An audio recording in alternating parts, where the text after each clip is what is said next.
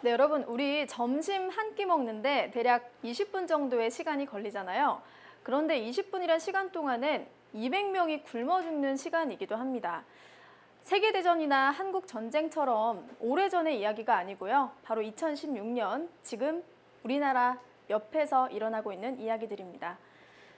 그런 이야기 들으면 참 우리 마음은 안타까운데 ARS 모금 말고는 참여할 길이 없다고 느껴지죠. 그런데 이런 세계 식량 문제를 해결하기 위해서 감자를 연구하는 분이 계시다고 합니다. 이분을 통해 어떤 이야기를 듣게 될지 정말 궁금해지는데요. 이막태 박사님을 큰 박수로 자리에 모셔보도록 하겠습니다. 반갑습니다. 네. 박사님 안녕하세요. 네, 오늘 안녕하세요. 굉장히 흥미로운 이야기가 펼쳐질 것 같은데요. 어떤 이야기 들려주실 건가요? 우리가 매일 먹는 우리가 그 식품들이 있는데 지금 지구 반대편에서는 못 먹는 사람들이 많이 있습니다. 그래서 지금 식량 전쟁, 종자 전쟁 이런 말들이 지금 많이 되고 있는데 그 문제를 감자로 풀자.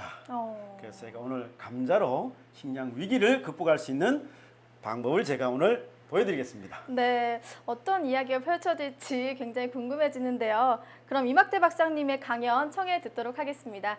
생각이 흐릅니다. 청산유수 지금 바로 시작할게요.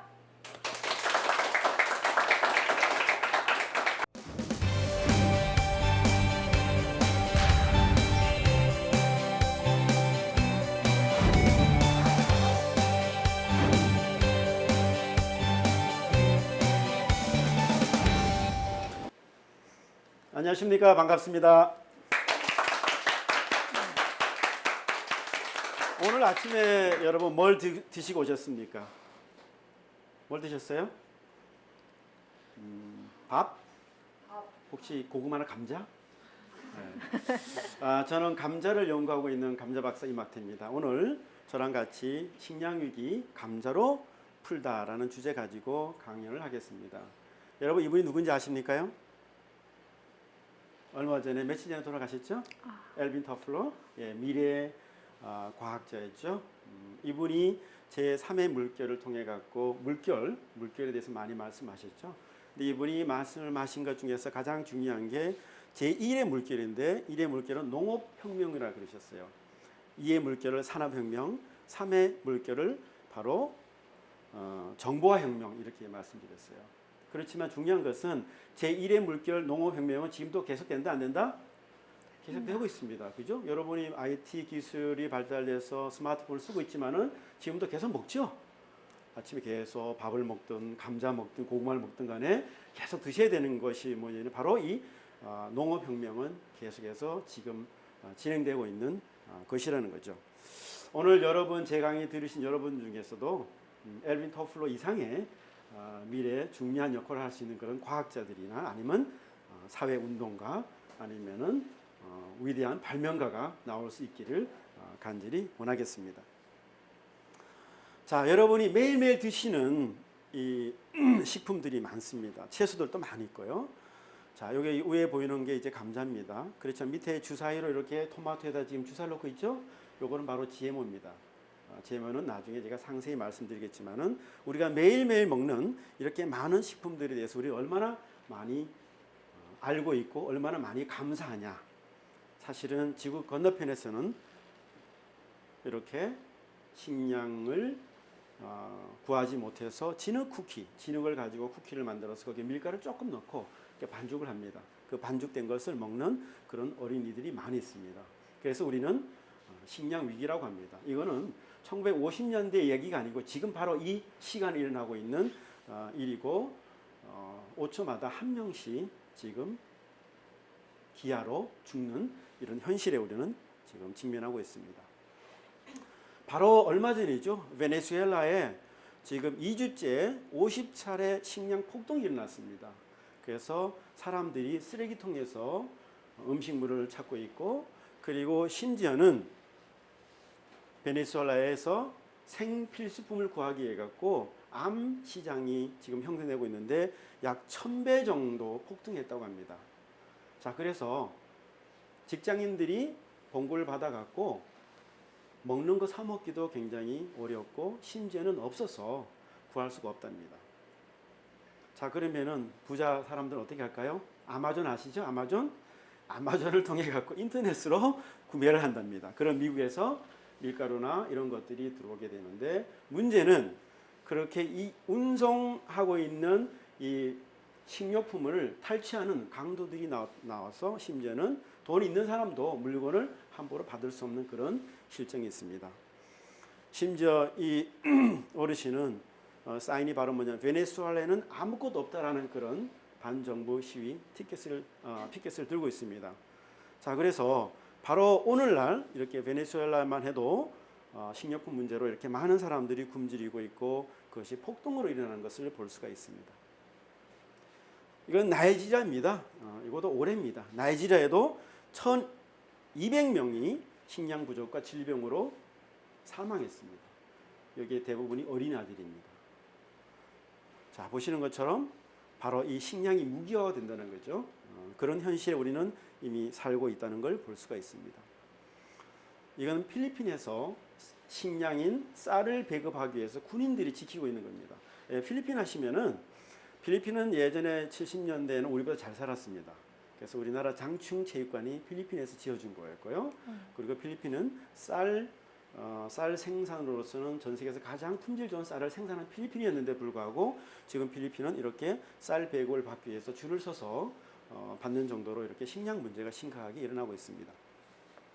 자, 식량 위기는 결국은 왜 생기냐 그러면요, 식량 사재기입니다. 자, 지구 반대편에서는 굶주리는 어린이들이 지금 많은 반면에, 또 한쪽에서는 지금 너무 살이 쪄갖고 그런 사람도 많이 있습니다. 그래서 가장 큰 문제가 뭐냐면은, 이 선진국가에서 원자재 수급의 문제를 들고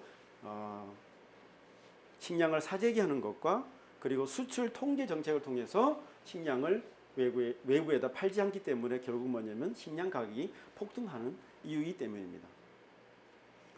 자, 전 세계 곡물 재고율을 볼 것 같으면은, 예전에는 식량 부족의 시대, 1970년대까지만 식량 부족의 시대였습니다. 그래서 우리나라도 70년대는 보릿고개가 있었습니다. 그래서 봄에는 먹을 게 없어갖고 뭐 감자나 옥수수나 이런 것처럼 먹었지만은, 1970년대 우리가 굉장히 어려웠는데, 그다음에 80년대 넘어가면 전 세계적으로 식량 잉여의 시대입니다. 다시 말씀드리면 식량이 넘쳤습니다.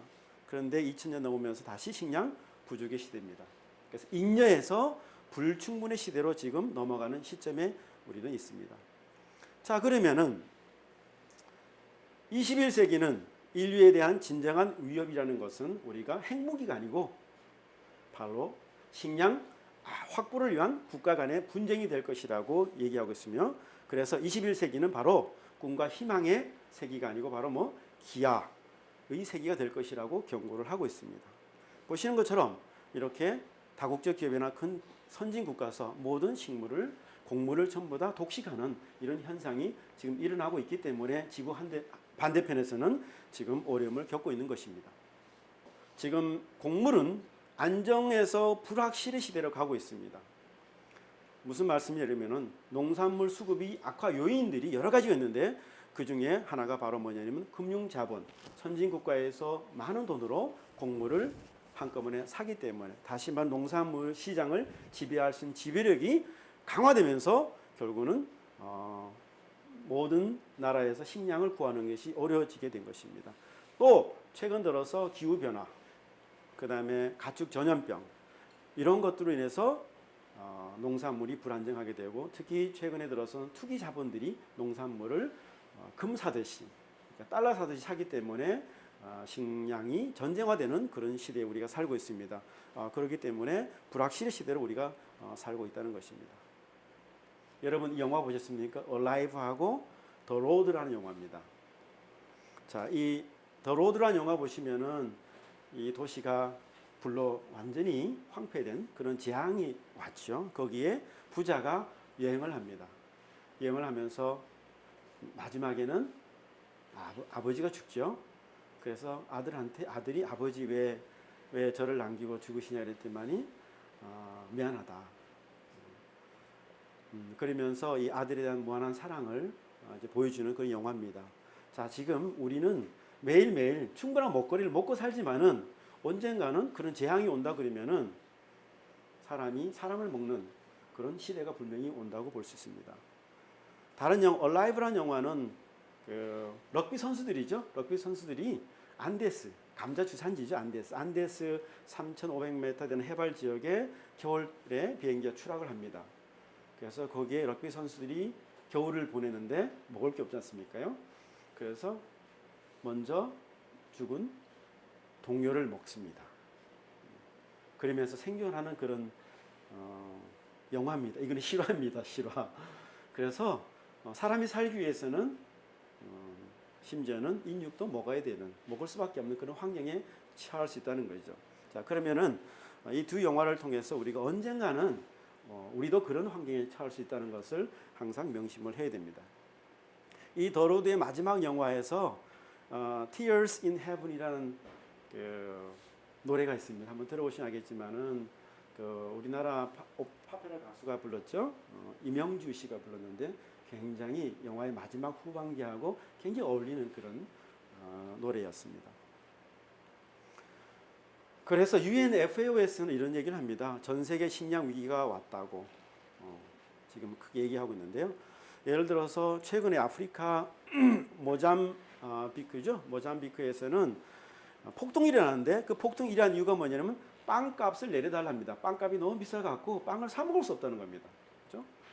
자, 그리고 이런 많은 외국에서는 지금 빵을 위해서 이렇게 공급받기 위한, 이거는 이제 그리스인데 그리스에서 이 밀가루가 없어갖고 사람들이 배급받는 줄을 서는 겁니다.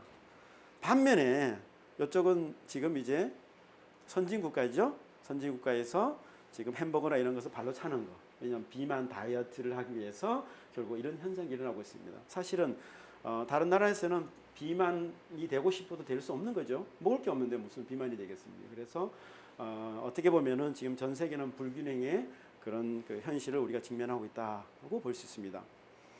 우리나라의 자랑스러운 분 한 분이시죠. 또 김영 세계은행 총재께서는 10년 내에 물과 식량 전쟁이 온다고 얘기하고 있습니다. 사실 제가 어렸을 때는 물은 사 먹지 않았습니다.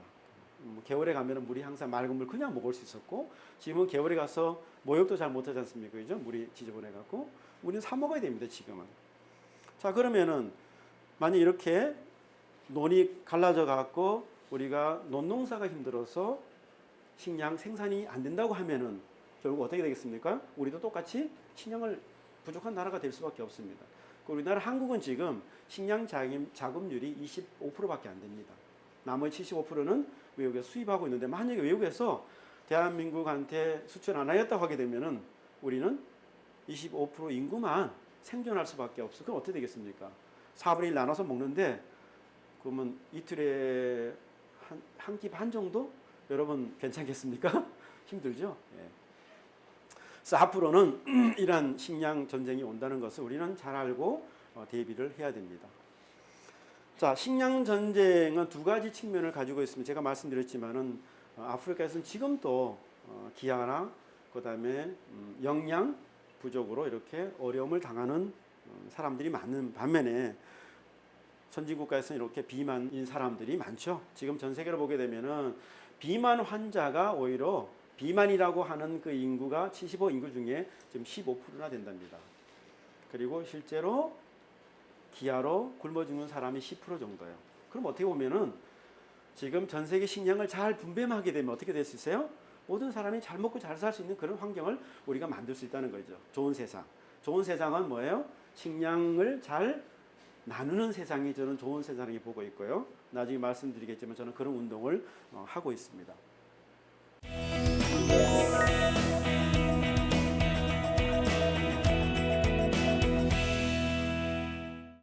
자, 그러면 식량 전쟁을 우리가 종자 전쟁, 왜 그렇게 얘기하냐면은 종자의 특허권이 있습니다.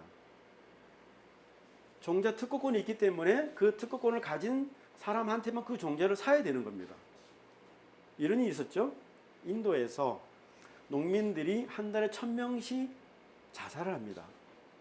그래서 12만 5천 명이 여태까지 자살을 했대요. 알고 보니까 그 농민들은 외국계 다국적 기업이 생산하고 있는 GMO 콩을 종자를 가지고 심었는데 GMO 콩을 심어서 농사를 지었는데 생산량이 별로 안 나온 거예요. 그러면은 빚을 갚을 수 없지 않습니까? 그렇죠? 그러다 보니까 계속 빚더미 쌓이다 보니까 결국은 자살하는 그런 소동이 일어나고 있습니다. 자, 그것도 결국 뭐냐 그러면은 인도 같은 경우에 종자 전쟁이 일어난 이유가 뭐냐면은 기존에 재배하고 왔던 토종 종자들을 정부가 못 쓰게 하는 거예요.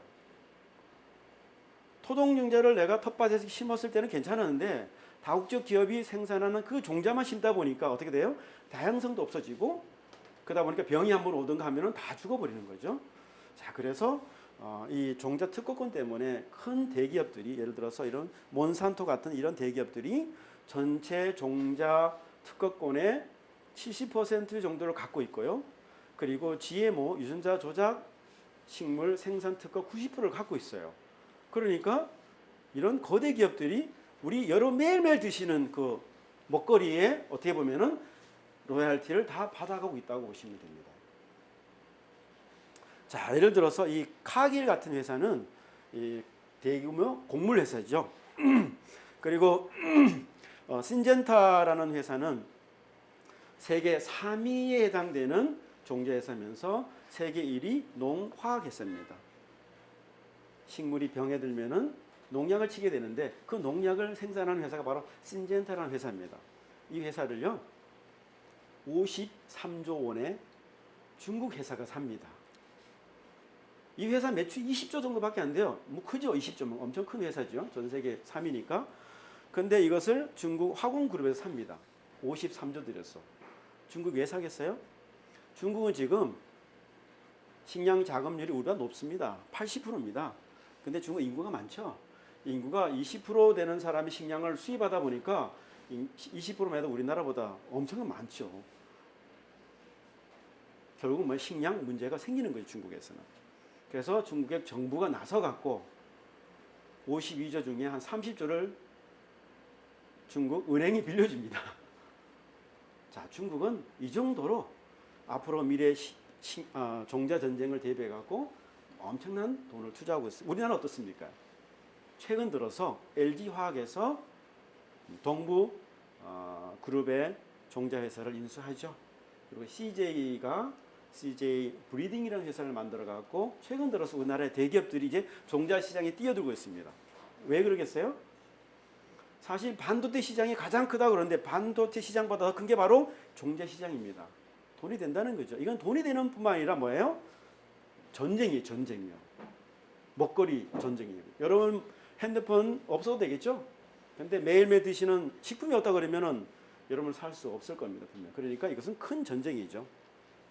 특히 최근 들어서 이런 GMO, 밀이나 콩, 옥수수 이런 것을 몬산토 같은 대기업들이 독점하다 보니까 우리는 할 수 없이 수입을 할 수밖에 없어요. 우리나라 지금 콩이나 옥수수 이런 것들은 대부분 다 미국이나 아르헨티나나 브라질로부터 수입을 할 수밖에 없습니다. 왜냐하면 우리는 자급률이 23%밖에 되지 않기 때문입니다.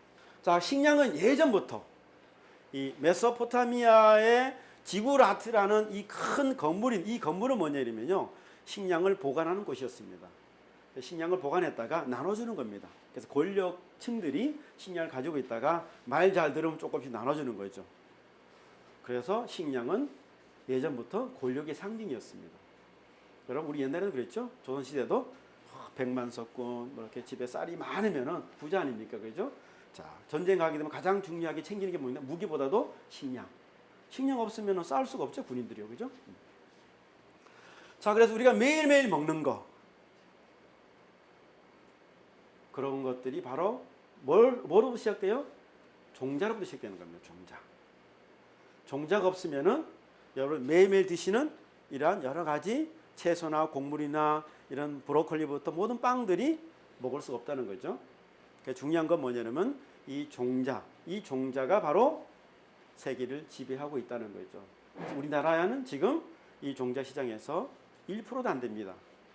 그러니까 우리나라가 어떻게 보면 굉장히 선진국 대열에 올랐다고 하지만은 이 종자 전쟁, 식품 전쟁 시대에서는 아직 5천억 원 정도를 종자 연구비를 지금 투자하고 있는데 우리나라에서는 최근 GSP라고 골든 시드 프로젝트라고 1년에 500억 정도? 중국에 10분의 1도 안 됩니다. 그런데 미국의 이런 몬산토나 신젠타 같은 회사들은 1년에 한 회사가 투자하는 연구 결과 1조 해당됩니다. 그러면 우리나라 같은 경우는 1조 원 정도 되려고 그러면은 얼마나 많이 기다려야 되겠습니까? 그죠? 그 정도로 아직까지 우리나라는 종자 산업에 굉장히 열악하다 이렇게 볼 수가 있습니다. 자, 그러면은 종자는 무엇인가? 여러분 혹시 뭐 어르신께서 이놈의 종자야 이렇게 농담 삼아 하시는 경우 있을 겁니다. 그죠? 종자라는 것은 이 모든 식물, 동물, 심지어는 버섯까지 종자가 있습니다. 포자가 있습니다. 그 종자를 통해 갖고 모든 생명체가 만들어지는 거죠.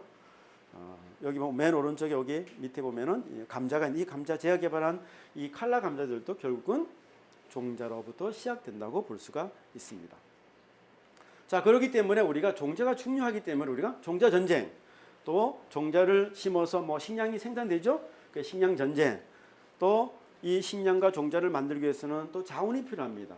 자원 전쟁 이렇게 얘기합니다. 이 자원이라는 것은 이런 거죠. 여러분 타미플루라고 아십니까? 타미플루? 타미플루 뭐죠? 신종플루. 신종플루. 아, 예. 타미플루. 이 타미플루의 원 소재가 중국에서 자생하고 있는 그런 식물에서 축출한 겁니다. 팔각나무라는 식물에 축출한 겁니다. 그죠? 여러분 많이 아플 때 먹는 뭐 있어요? 머리가 아플 때. 타이레놀 있지만 또 아로 시작하는 거 있잖아. 아스피린 같은 것도. 아스피린 같은 경우도 결국은 어디에 축출했어요? 다 식물에 축출한 겁니다. 그죠? 그래서 그런 자원, 중요한 자원에서 우리가 식품이나 의약이나 이런 소재들을 다 추출할 수 있기 때문에 이 자원이 굉장히 중요합니다. 그래서 앞으로 식량 전쟁은 바로 자원 전쟁이면서 또 뭐다? 종자 전쟁이다. 이렇게 보시면 되겠습니다. 자, 이런 종자, 이런 중요한 자원들이 사라지고 있습니다. 왜 사라지고 있습니까? 예전에 자원들이 계속 지금 사라지는 이유가 뭐냐면 환경 변화가 막 되고 있고 또 어떻게 돼요? GMO라든가 이런 작물을 마시면서 농약을 많이 치다 보니까 생태계가 파괴되면서 많은 식물들이 사라지고 있는 것입니다. 그래서 종자은행이 필요한 거죠. 그래서 많은 종자은행이 있는데 그중에 대표적인 것이 바로 영국의 밀리엄 시드뱅크라는 것이 있고요. 그 다음에 우리나라는 또 국립농업유전자원센터가 있고 노르웨이 가게 되면 스발바르라는 시드뱅크가 있습니다. 여기는 원자폭탄이 터져도 이 안에 있는 종자는 그냥 보존할 수 있는, 그래서 인류가 멸망하더라도 한 명만 살아남아도 도로드처럼 살아남아도 그 종자를 꺼내서 다시 새로운 생명체를 탄생할 수 있는 그런 종자은행이 있고, 그 다음에 제가 운영하고 있는 한국감자소재은행이 있습니다. 제가 은행장인데요. 한국감자소재은행 무슨 뜻이냐면 감자만 많이 있습니다. 수천 종의 감자를 가지고 그 감자 연구 소재를 가지고 새로운 품종, 빨간색, 노란색, 비만 감자, 위기양 감자 이런 감자를 개발하는 일을 하고 있습니다. 자, 그래서 이런 야생종 종자 자원이 있습니다. 여러분 보시는 이런 칼라 감자라든가 아니면 보라색 감자, 여러분 칼라 고구마, 그 다음에 수박도 요즘 색깔이 다양하죠, 그죠? 토마토 다양하고 이런 것들이 다 어떻게 되냐면은 보시는 것처럼 이렇게 당근도 칼라 당근이 있습니다. 야생 자원이죠. 수박도 씨 없는 수박. 그리고 이런 옥수수 같은 경우도 옥수수 원산지가 어디냐면요, 어딘지 아세요? 옥수수 원산지, 감자 원산지. 강원도. 아, 대한민국 강원도는 많이 생산하고 있지만은 감자 원래 원산지는 안데스 산맥입니다. 그래서 이 페루라든가 볼리비아 거기 안데스 산맥, 얼라이브 영화의 원래 그 비행기가 추락했던 곳이 바로 안데스 산맥이죠. 그 안데스 산맥 감자도 원산지지만 옥수수도 원산지입니다. 그렇게 하게 되면 이렇게 다양한 칼라 감자하고 옥수수를 볼 수 있습니다. 그 감자나 옥수수에서 최근에 우리가 여러분 드신 옥수수나 이런 칼라 감자들이 개발된 겁니다. 심지어는 이렇게 브로콜리도 칼라가 있죠, 요즘 막. 그리고 심지어는 이렇게 애완견들도 뭐예요? 원래 야생종을 가지고 야생종 다양한 이 개들을 우리가 교잡 방법을 통해서 인간들이 원하는 형태의 그러한 동물을 우리가 육성하는 것처럼 식물도 똑같이 이렇게 많은 유전 자원을 통해서 우리가 식물을 만들어낼 수 있다는 거죠. 자, 이런 것을 통틀어서 우리가 plant breeding, 이걸 식물 육종이라고 그럽니다. 저는 육종학자입니다. 식물 육종학자는 뭐냐면은 식물이 가지고 있는 다양한 형질들을 잘 알아서 서로 이렇게 중매시켜 주는 겁니다. 그래서 꽃은 이쁜데 예를 들어서 감자가 잘 맛이 없어. 그러면 맛있는 감자에다 꽃 이쁜 감자 교배시켜줘서 그 세대 나온 걸 가지고 그 중에 잘 골라내갖고 감자꽃도 이쁘면서 감자도 맛있는 그런 감자를 선발하는 게 이제 육종가로 육종학자들의 역할이죠. 이 유명하신 분이 이런 얘기했습니다. 감자 육종도 그렇지만 식물 육종이라는 것은 이 식물이 가지고 있는 유전적인 성질들을 조종하는 것인데 목적이 뭐냐면 인간의 인류의 봉사하기 위한 것이다. 자, 저 같은 식물 육종학자, 여러분이 만약에 식물 육종가가 되고 싶으면은 육종학자는 새로운 종을 만들어내지 않습니까? 그죠? 그게 지어무든 아니든. 그래서 이 세상을 위해서 내가 만든 새로운 창조물이 이 세상한테 도움이 된다고 생각하는 걸 만들어야지 만약에 해를 끼치는 걸 만들 수 있는 거죠. 그러면 안 된다는 거죠. 그래서 식물 육종학자의 가장 기본은 뭐냐면 인류에게 좋은 형질을 가진 생명체를 탄생하기 위한 그런 목적을 가져야 된다는 거죠. 여러분 즐겨 드시는 강원도 옥수수 맛있죠? 찰옥수수. 그 옥수수가 원래는 그 조상은 잡초였어요. 자, 보시는 것처럼 잡초였습니다. 이렇게 동전 크기만 한 그런 잡초가 크게 돼버렸죠. 자, 이런 게 뭡니까? 바로 야생 자원에 있는 이 잡초 같은 걸 가지고 우리가 계량을 해갖고 어떻게 계량해서 계속 교잡을 통해서 우량 형질을 계속 만들어내서 생산성도 있으면서 병에도 강한 이런 오늘같이 큰 옥수수를 만들게 된 거죠. 자, 이것이 바로 뭐냐면 전통 육종에 의한 품종 개발입니다. 자, 그래서 우리가 농업혁명을 종자혁명이라 그런 겁니다. 왜냐하면 농업혁명에서는 종자 개발 없이는 안 되기 때문에 우리가 종자혁명이라 그러고 종자혁명을 여러분 아시겠지만 어떻게 돼요? 종자는 산업이 되지 않습니까? 이죠. 로얄티를 내야 되고 로얄티를 받을 수 있고 그러다 보니까 이게 산업혁명이 되면 산업화되기 시작한 거죠. 그것이 결국은 정보화 혁명과 같이 맞물려서 요즘 뭐 BIT라고 하는 게 바이오 테크놀로지하고 IT하고 접목돼 갖고 요즘은 예를 들어서 농업혁명도 어떻게 됩니까? 농민이 직접 온실 가서 계속 가서 창문 열어주고 다 할 필요 없습니다. 온도 습도 다 조절해서 스스로 다 비가 오면 닫고 온도가 내려가면 히팅하고 이런 식으로 IT 정보화 혁명과 연결돼 갖고 이제는 융복합형의 농업혁명이 지금 일어나고 있는 것입니다. 질문 하나 내겠습니다. 이게 튤립이죠? 자, 튤립인데 이 튤립의 가격이 한 17세기에 네덜란드에서는 가장 비쌌을 때가 얼마 정도 됐겠어요? 집으로 얘기하면 집으로 엄청나게 비싸죠. 집 한 채가 예를 들어서 1억이라 그러면은 그 당시 집 6채 값이었대요. 튤립. 엄청 비쌌죠. 아마 귀부인들이 받았겠죠.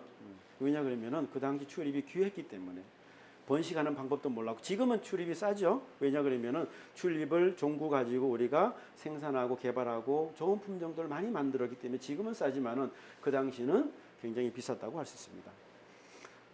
자, 종자 즉 씨앗 가격이 금보다 비싼 종자가 있다고 합니다. 이게 뭔지요? 토마토죠? 예, 토마토. 또 있습니다. 이게 뭐죠? 파프리카. 토마토나 파프리카 종자는 1g당 15만 원 정도 합니다. 여러분 금 1g 한 5만 원 정도 할 거예요. 한 돈이니까 3.75g이니까 한 5만 원 정도 하는 것 같아요. 그러면 3배 정도 비싸죠. 그러면 종자 가격이 금값보다 비싸다. 자, 그러니까 많은 다국적 기업들이 이 종자 시장에 뛰어들지 않겠어요? 왜요? 돈이 되지 않습니까요? 그리고 종자를 내가 장악하고 있으면은 식량을 장악하게 되는데 예전처럼요 이제는 총칼 들고 가서 전쟁에서 막 땅 뺏는 게 아니고 식량 안 주면은 그 나라는 그냥 고립되는 겁니다. 먹을 게 없는데 어떻게 합니까? 여러분 핸드폰 갖고 맨날 뭐 어떻게 먹을 거 이렇게 주문하면 베네수엘라에는요 그 지금 막 폭동이 일어나고 있는데 베네수엘라에서 그 폭동이 일어나고 있는데 사람들 인터넷 아마존에서 이제 막 주문하잖아요. 문제는 뭐냐면요 전기가 부족해갖고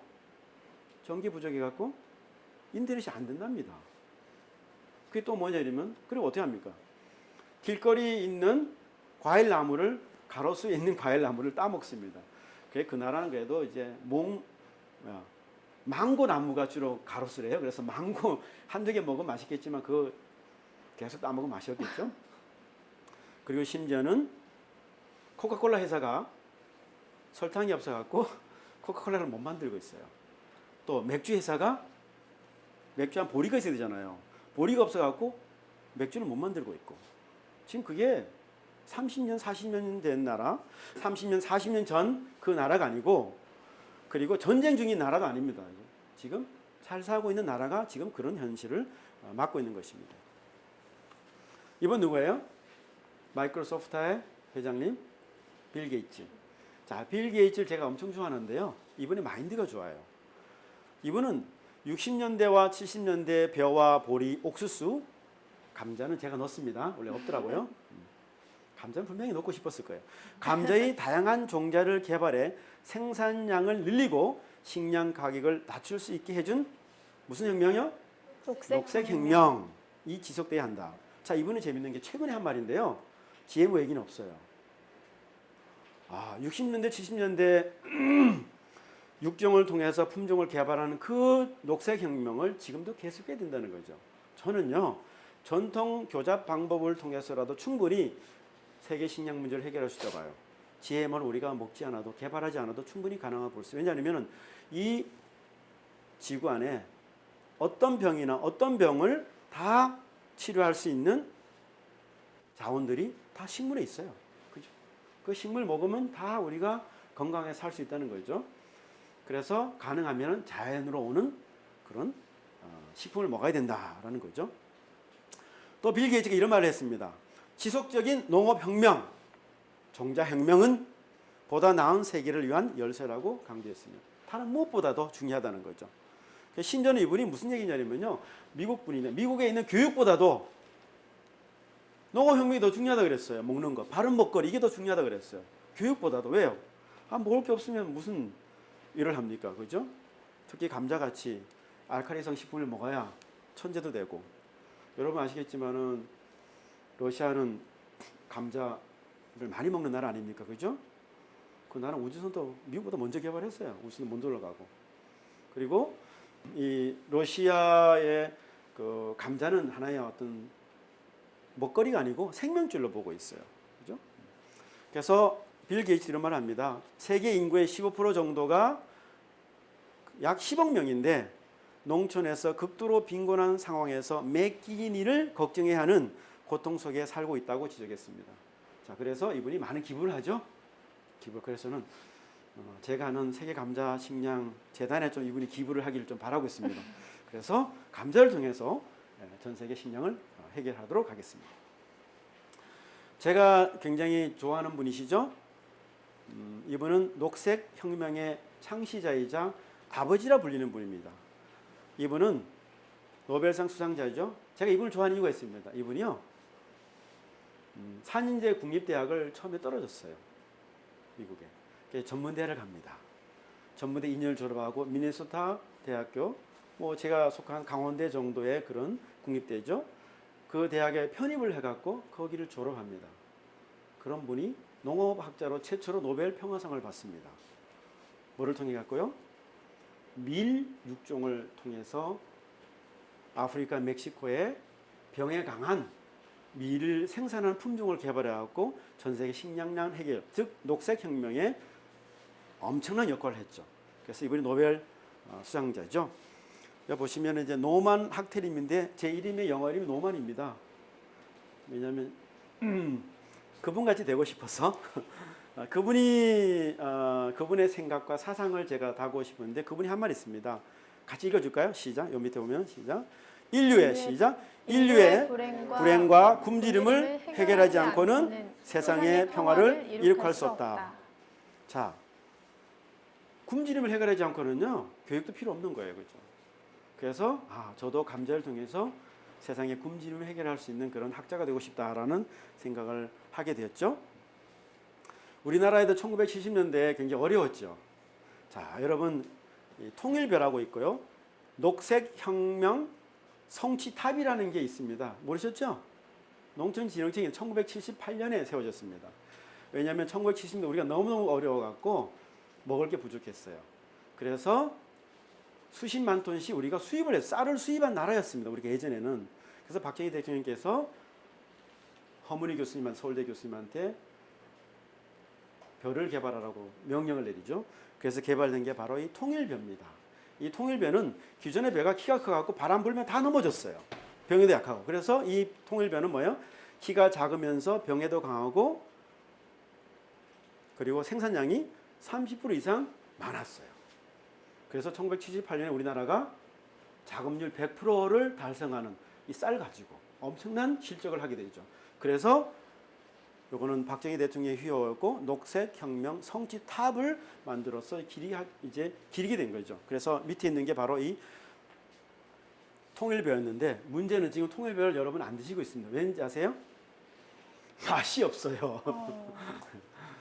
맛이 없으니까 그 당시에는 우리가 배가 고플 때는 맛이 없어도 먹었죠. 그렇죠? 근데 지금은 맛있는 쌀들이 많다 보니까 통일벼가 이제 사라져 버렸지만은 그래도 1970년대 우리나라의 녹색혁명을 일으켰던 아주 중요한 그런 벼였다라는 걸 알 필요가 있죠.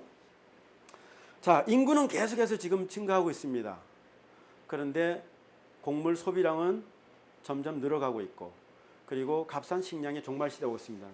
곡물 소비량은 늘어가는데 생산량은 줄어들고 있습니다. 지금 여러 가지 기후 변화나 그리고 많은 나라들이 개발도상 국가들이 어떻게 합니까? 산업화되면서 농촌 땅들 전부 다 이제 아파트들 쓰는 거죠. 그러다 보니까 점점 이제 식량 생산이 줄어들게 되는 거죠. 자, 그래서 얼마 전이죠? 작년이죠. 예멘의 전쟁 참상을 알린 파리드 사키라는 어린이죠. 무슨 말 했습니까? 제발 나를 땅에 묻지 말아 주세요. 수많은 어린이들이 죽었죠. 옛날 얘기 아니고요. 이게 정치적인 이유 때문에 예멘의 많은 어린이들이 이렇게 학살을 당하고 있습니다. 자, 그래서 최근에 이제 GMO라는 것이 등장하면서 식량 문제를 해결할 수 있을 거라고 얘기를 하고 있습니다. 여러분 보시겠지만 여기 토마토 옆에 있는 게 바로 뭐죠? 생선이죠, 넙치. 이 넙치 유전자를 토마토에 넣어갖고 여러분 먹으라고 먹겠어요? 아무튼 뭐 그런 일이 벌어지고 있습니다.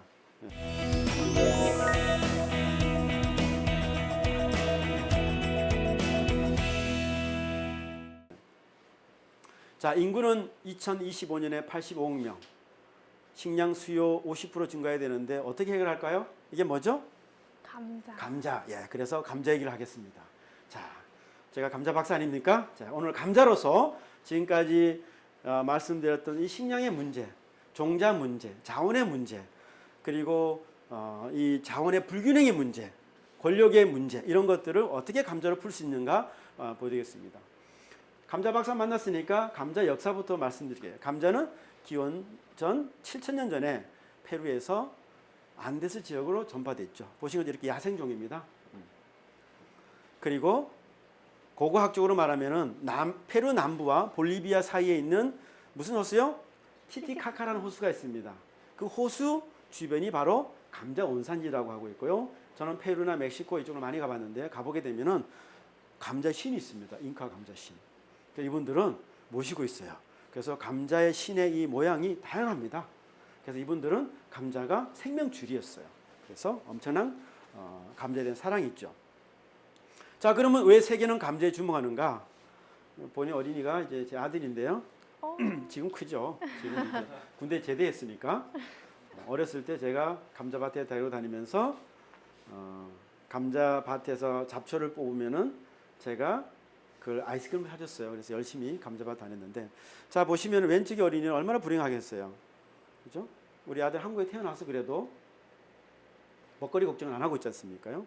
왜 감자인가? 전세가 주명한 이유가 보면 밑에 보는 것처럼 우리가 쌀을 심었을 때는 우리가 헥타르당 면적에 쌀을 심었을 경우는 우리가 19명 정도가 우리가 먹거리 해결할 수 있어요. 그런데 그걸 소한테 먹이면은 1인분밖에 안 되는 거예요. 그런데 감자를 1헥타르 해서 사람을 먹이면 몇 사람요? 22명. 그러니까 감자가 쌀보다 훨씬 더 중요한 식량 자원인 거죠. 여러분 감자는 아시겠지만 감자는 뭐예요? 비타민C도 많죠. 그리고 과일에도 안 깨집니다. 비타민C가 파괴가 안 되고 또 뭐가 많아요? 미네랄이 많습니다. 그래서 감자는 뭐라고 그러냐면은 식량이면서 동시에 뭐예요? 채소라 그런 이유가 바로입니다. 채소. 채소 가지고 있는 미네랄과 비타민 이런 거를 많이 가지고 있으면서 또 뭐야? 전분이 많아 갖고 뭐야? 탄수화물이 많기 때문에 에너지원을 주는 거죠. 그래서 감자는 완벽한 식품이다. 이렇게 얘기를 하는 거죠. 자, 목숨과 맞바꾼 종자가 있습니다. 레닌그라드 900일간의 전쟁 영화가 있죠. 1941년 독일군이 러시아 레닌그라드를 공격합니다. 그래서 모든 다리와 철길을 다 끊고 900일 동안 계속 폭격을 가합니다. 그런데 결국 누가 이겼어요? 러시아가 이겼죠. 거기에 뭐가 있었냐 이러면요. 종자은행이 있었어요. 연구소가. 그 종자연구소가 바로 뭐냐 이러면은 바빌로프라는 연구소인데 이 바빌로프 연구소에 바로 뭐가 있었냐면 수십만 종의 종자가 있었는데 900일 동안 폭격하다 보니까 먹을 게 없잖아요. 거기 150만 명이 굶어 죽었어요. 이 연구소에 있는 연구원이 50명이었는데 50명이 종자 먹으면 되잖아요. 감자도 많았는데 안 먹고 31명이 굶어 죽었어요. 50명 중에. 그래서 목숨과 맞바꾼 종자. 그게 바로 무슨 종자예요? 감자 종자였어요. 그래서 겨울에 추우니까 의자 떼갖고 불을 지피면서 그 감자 종자를 보존했죠. 그 정도로 이런 목숨과 맞바꾼 종자다라는 거죠. 재미있는 것은 이 레닌그라드에서 전쟁 때 이 러시아 사람들은요, 그 공연장은 다 오픈했다면 전쟁 중에서도 왜 사람들이 공연 보고 즐겁게 하면서 전쟁을 할 수 있게끔 그 정도로 러시아는 레닌그라드의 영웅의 도시라 그러죠. 그 이면에는 바로 뭐가 있었다? 목숨과 맞바꾼 무슨 종자? 감자 종자가 있었다라는 걸 꼭 기억하시기 바라겠습니다. 자, 우리나라 속담에 이런 말이 있습니다. 뭐예요? 굶어 죽을지언정 뭐를 베고 죽는다? 종자를 베고 죽는다라고 하는 속담이 있습니다. 그 정도로 종자는 엄청 중요하다는 거죠. 자, 그러면 이제 제가 감자 얘기했습니다. 저는 종자학자 감자 박사입니다. 자, 제가 개발한 감자 품종들이 이게 칼라 감자들이 많이 있습니다. 그래서 뭐 위궤양 치료도 있고, 뭐 심지어는 감자 요리도 개발하고, 그 다음에 감자 사진전도 전 세계에 다니면서 많이 했고, 강연도 많이 했습니다. 그래서 사람들이 뭐라고 하면 저보고 감자에 미쳤다 그럽니다. 그래서 여러분들도 미치면 뭔가 분명히 됩니다. 저만 미쳤다 그런 게 아니고 이렇게 얘기합니다. 감자에 미친 남자라고 언론에서 이렇게 얘기합니다. 감자에 미친 남자. 그래서 제가 개발한 감자 품종들이 전 세계로 이제 나가고 있는데요. 그 스토리를 잠깐 말씀드리고 여러분 또 저처럼 꿈을 가지면 할 수 있다는 것을 보여드리겠습니다. 자, 우리 종자의 탄생입니다. 자, 우리 종자 어디에 탄생하냐? 제가 운영하고 있는 한국감자소재은행이 있습니다. 이 은행에 여러 가지 많은 일들을 하고 있는데 그 중에 하나가 뭐냐면 다양한 유전자원을 이용해 갖고 새로운 품종을 개발하는 것입니다. 자, 품종을 개발하기 위해서는 보시는 것처럼 엄마 아빠를 먼저 골라야 됩니다. 엄마 아빠를 예를 들어서 제가 설명드리겠습니다. 자, 이 감자는 지금 보라색 감자죠. 제가 개발한 보라벨이라는 위궤양 치료면서 비만용 감자입니다. 이 감자 먹게 되시면은 생으로 먹게 되면 위궤양이 치료되면서 동시에 뱃살이 들어갑니다. 자, 이 감자는 얼리라는 슈퍼 감자인데 요거는 70일 만에 크는 감자입니다. 일반 감자가 90일, 100일 걸리고 70일이면 감자가 이렇게 큽니다. 그죠? 그러면은 제가 이 감자를 보라색을 가지면서 빨리 크는 감자로 이 교배해야 되겠죠. 이렇게 교배하게 되면은 새로운 종이 나오겠죠. 거기서 우리가 우리에 맞는 품종을 골라내면 되는 거죠. 예를 들어서 제가 개발하고 싶은 감자가 예를 들어서 노란색 감자다. 속이. 노란색 감자를 되고 싶다 그러면 요거랑 교배하고 만약에 요 나온 걸 또 교배하게 되면 어떻게 됐어요? 보라색을 띄면서 노란색 띈 감자 품종을 개발할 수 있겠죠? 이런 식으로 보통 감자에 한 2만 개 유전자가 있습니다. 2만 개 유전자가 뭐야? 각기 다 기능이 다르죠? 그 기능들을 우리가 조합하게 되면은 수십만, 수백만 개의 케이스에 새로운 종을 창출할 수 있다는 거죠. 그래서 저는 GMO가 아니라도 충분히 전통 교작 방법을 통해서라도 우리가 새로운 종들을 만들어낼 수 있고 그 종을 통해서 우리가 인류의 모든 질병을 다 치료할 수 있다 이렇게 믿고 있습니다. 자, 보시는 것처럼 이렇게 교배를 하게 되죠. 교배를 하게 되면 이렇게 종자가 맺힙니다. 방울토마토처럼 이 감자입니다. 그래서 종자가 이렇게 나면 이 종자를 가지고 뿌리게 되면은 나중에 이렇게 감자가 만들어지죠. 그래서 모든 식물을 뭐로부터 시작한다? 종자로 시작한다는 거죠. 자, 감자 같은 경우는 이렇게 밖에서 심습니다. 심어서 수년간의 선발 과정을 평가를 통해 갖고 하게 됩니다. 그래서 제가 하고 있는 한국감자소재은행에서 이렇게 개별된 감자를 가지고 무병시 감자를 생산합니다. 자, 무슨 얘기냐 이러면요. 감자를 계속해서 땅에 심게 되면 병에 걸립니다. 그러면은 생산량이 계속해서 낮아져요. 그래서 새로운 바이러스가 없는 새로운 종자를 계속 만들어 갖고 우리가 심어야만 되는 거죠. 그런 일들을 하고 있습니다. 그래서 수많은 시설들을 저희가 학교 가지고 있고 거기서 좋은 창고부터 이렇게 다양한 온실을 통해 갖고 무균씨 감자를 생산하고 그다음에 새로운 병에 대비해 갖고 수많은 연구를 통해 갖고 병에도 강한 품종들을 개발한 일들을 하고 있습니다. 보시는 것처럼 어느 정도 되면 상업화를 해야 되겠죠. 이렇게 큰 온실에서 씨앗을 생산하는 그런 일들을 하게 됩니다. 자, 중요한 건 뭐냐 그러면은 새로운 품종이 개발됐으면은 밀양, 제주, 봉평, 진부, 장평 같이 지역별로 환경이 다르니까 뭐예요? 품종이 특성이 달라질 수 있습니다. 그래서 많은 지역에서 테스트를 통해 갖고 심지어 이렇게 제주도까지 갑니다. 그래서 제가 제주도에서 감자 가지고 많은 일을 했기 때문에 제주도 명예 도민이 되었습니다. 그래서 제주도 가게 되면은 박물관 이런 데 가게 되면 거의 공짜로 다닐 수가 있습니다. 아무튼 자, 그래서 저희 한국감자은행에서 지금 전국에 이렇게 많은 지역에서 시험포를 운영하고 있고 심지어는 북한의 미림 시험장이라 해서 5개 농장에 제가 개발한 슈퍼감자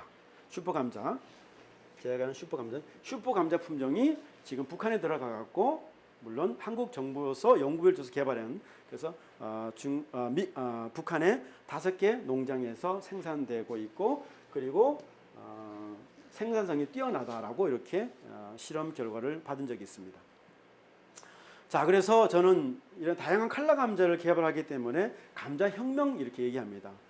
그래서 제가 개발한 이런 다양한 품종들이 국가 품종으로 등록이 됐고 그리고 전 세계로 지금 나가고 있습니다. 자, 중요한 건 뭐냐면 많은 사람이 묻으면 저한테 교수님 왜 그러면 해필이면 감자 박사입니까? 아니면 그 많은 감자 중에 왜 칼라 감자입니까? 제가 생각했을 경우는 발상의 전환이라고 봤어요. 제가 처음에 칼라 감자를 접했을 때 1990년대 초에 아무도 칼라 감자에 대해서 관심을 갖고 있지 않을 때 연구를 하게 됐어요. 그래서 97년에 KBS 6시 내 고향에 처음으로 이제 방송이 되면서 많이 알려지게 됐는데 그래서 제가 봤을 때는 감자를 흙이 많은 값싼 감자가 아니라 블루베리처럼 비싼 과일로 봤습니다. 그래서 제가 개발한 보라색이나 이런 감자들은 다 기능이 블루베리 같은 포도 같은 기능을 가지고 있는 그런 감자 품종을 개발하게 되겠죠. 그래서 중요한 건 뭐냐면 가치와 퀄리티, 질을 높이게 되면 거기에 가치가 높아지는 거죠. 그래서 저는 제 칼라 감자를 개발한 학자로서 제가 개발한 칼라 감자들은 스토리가 있고 그리고 다른 감자보다 훨씬 비싸게 판매가 되었습니다. 그래서 벨리 감자는 브랜드를 가지고 판매가 되었고 그리고 벨리 감자를 이용해 갖고 감자 요리법도 제가 개발해서 감자 요리책도 냈습니다. 2001년에요. 그래서 다양한 감자를 어떻게 하면은 좀 더 영양학적으로 좋게 먹을 수 있는지에 대해서 연구를 했습니다. 대한민국 감자가 너무 작죠? 50만 톤 정도밖에 안 됩니다. 그래서 전 세계 0.5%도 안 되죠. 그래서 제가 벨리 감자 가지고 외국으로 나갑니다. 자, 케이스가 이 미국입니다. 미국에서 가장 유명한 감자 원산지가 어딘지 아십니까? 미국은 아이다호 감자가 유명하죠. 엄청 크죠. 아이다호 감자 원산지에 대한민국 이막태 교수가 개발한 감자 품종이 여기 심겨지고 있는 겁니다. 100만 평 정도. 엄청난 양이죠. 그래서 미국으로부터 제가 로얄티를 받습니다. 자, 여기 아이다호입니다. 아이다호에서 이렇게 생산되는 감자들을 볼 수가 있습니다. 한국과 다르죠. 이렇게 보라색 감자, 빨간색 감자들이 한국 토종 감자가 미국에서 생산이 되고 있습니다. 자, 그래서 이렇게 아이다호에서 생산이 되고 있고 여기 보이는 이분이 왼손에 들고 있죠. 이분이 몸무게가 한 200kg 나가는 분이에요. 손이 얼마나 크겠어요. 근데 제가 개발한 얼리 슈퍼 감자인데 깜짝 놀라는 거예요. 미국에서 70일 만에 감자가 막 엄청 커지는 거죠. 미국은 보통 120을 키우거든요. 저한테 불평이 뭐냐, 너무 빨리 큰다는 거죠. 임 교수님, 이거 너무 빨리 큽니다. 감자 너무 빨리 커서 저희가 수확을 감당할 수 없다는 거죠. 슈퍼 감자. 그래서 이 감자가 미국에서 히트를 또 치고 있습니다. 이번 한국 분이신데요. 제가 모시고 갔어요. 임 교수 개발한 감자 미국에 있는 걸 보고 싶다고 제가 모시고 왔어요. 근데 이분이 가서 이렇게 사진 찍고 이러면서 저한테 한마디 있습니다. 임 교수, 와서 처음에 감자밭에 딱 서갖고 보니까 눈물이 나올 것 같다는 거죠. 왜? 대한민국 감자가 이 미국 이 세계 최고의 종자 그죠? 국가 미국 그것도 감자 아이다호 여기 와서 수십만 평의 이 감자를 대한민국 감자를 볼 수 있다는 게 엄청난 자부심이라는 거죠. 그래서 미국에서 지금 생산이 되고 있고요. 그리고 이렇게 미국에서 이렇게 매장에 판매될 때 이렇게 칼라 감자를 볼 수가 있습니다. 자, 그래서 제가 미국으로부터 로얄티를 받습니다. 사람들이 왜 진짜 로얄티 받았어요? 미국으로부터 어떻게? 받습니다. 첫 해는 400만 원 정도 받았고 두 번째에 12,000불 정도, 한 1,300만 원 정도 받습니다. 저는 우리나라 종자 역사상, 특히 식량작물 역사상 미국으로부터 그것도 미국의 그린 자이언트라고 가장 큰 유통회사로부터 로얄티 받은 예는 아마 전 세계 우리나라 역사상은 처음이라고 저는 보고 있습니다. 박수 한번 쳐야 되지 않겠어요? 네.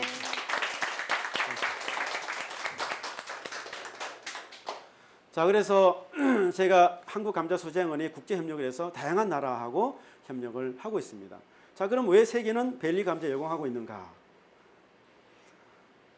제가 개발한 감자 품종이 국제 감자 박람회에서 이 보라색 감자가 1등을 했습니다. 그러면서 물론 전 세계에 많이 알려졌죠. 그런데 중요한 건 뭐냐면 제가 개발한 감자 품종들은요 이렇게 다 이야기가 있습니다. 스토리가 있습니다. 항비만, 항궤양, 천연 항생제, 항고혈압, 빠른 수확, 고식미성, 다이어트, 천연 항생제, 장 기능 강화. 장 기능 이 감자 먹게 되면 장이 좋아지는 겁니다. 그리고 이 감자 식물은 가뭄에 저항성이 있어갖고 이 GMO 아닙니다. 절대로 제가 개발한 칼라 감자는 GMO가 아닙니다. 전통 교잡 방법을 개발했는데도 이런 기능들이 다 가지고 있습니다.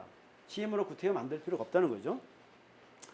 보이시는 것처럼 제가 개발한 감자 가지고 요 보라색 감자인데요. 이 보라색 감자 가지고 실제로 위궤양 치료를 했습니다. 쥐에다가 알코올을 먹여갖고 쥐의 간을 이제 뻘겋게 만들었죠. 간이 부어버려요. 위가 부어버려요. 위가. 그러니까 이제 알코올을 먹이면 위가 붙죠. 이 뻘건 위에다가 감자 이 분말 가루를 먹였더니만 그리고 로색이라는 위궤양 치료제랑 같이 실험을 했어요. 그렇기 때문에 효과가 80% 정도 효과예요. 약에. 엄청난 거죠. 여러분 그냥 감자 이거 갈아 드시면 됩니다. 꼭 칼라 감자가 아니더라도 일반 감자 갈아서 통째로 다 드시면은 위궤양에 엄청나게 효과가 좋습니다. 자, 요거는 이제 실제로 실험한 결과 되겠습니다. 실제로 동물 실험에서 위를 적치해서 먹였을 경우에 위가 정상적으로 된다는 실험 결과 되겠습니다. 자, 위장이라는 게 어떤 거냐면 굉장히 중요하죠. 위가 편안하면요 모든 병을 다 치료할 수 있습니다. 자, 이거는 이제 제가 개발한 고구벨리나 이 보라벨리나 로즈벨리나 이런 다솜벨리 이런 감자 품종들이 있고요. 그래서 제가 개발한 감자 품종들은 종자에서부터 다양한 식품에 적용되고 심지어는 향장이라든가 이런 의약 소재까지 될 수 있다는 그런 장점을 가지고 있습니다. 그래서 이런 많은 특허들이 있지만은 이렇게 제가 노만 볼락이라는 분을 제가 멘토로 모시고 있는데 그럼 과연 나는 무엇을 할 수 있을 것인가? 혼자 나는 어떤 꿈을 꾸고 있고 그럼 함께 할 수 있는 꿈은 무엇인가? 그래서 이제는 굶지 않는 세상을 위해서 제가 3가지 모토를 만듭니다. 한번 따라해주세요. 감자는 뭡니까? 생명이다. 감자는 희망. 감자는 희망이다. 마지막으로 감자는 나눔이다. 그래서 제가 이 나눔을 위해서 세계 감자 식량 재단을 만들어서 이 기아 문제를 해결하기 위해서 재단을 만들었습니다. 그 재단의 사업 철학은 바로 이분의 사업 철학이었고 그래서 이걸 통해서 10년 내 유엔 산하 기구를 대한민국에서 만들겠다는 목표를 갖고 있습니다. 지금까지의 유엔 기구, 우리나라 기구들은 우리나라에서 태동한 것이 아니고 들어온 것입니다. 지부 정도. 저는 대한민국의 우리나라가 태동이 된 그런 유엔 기구를 하나 만들고 싶은 것이 바로 꿈이 되겠습니다. 그래서 이 재단을 통해서 저희들이 이런 우간다 감자 시험 농장, 따뜻한 감자가 되고 싶어서 이런 일을 하고 있고요. 뜨거운 감자. 그래서 실제로 이런 한국 미얀마 희망 농장과 코이카 민간 단체 발굴 지원 사업을 통해 갖고 하고 있고 글로벌 감자가 되고 싶어서 전 세계 많은 나라들한테 제가 개발한 감자를 보내서 그 나라의 식량 문제를 해결하는데 도움을 드리고자 일을 하고 있습니다. 그래서 탄생한 것이 바로 대학생들 구성된 감자 원정대입니다. 그래서 감자 원정대들이 우간다하고 미얀마에 다녀와서 그 보람을 많이 느끼는 일들을 하고 있습니다.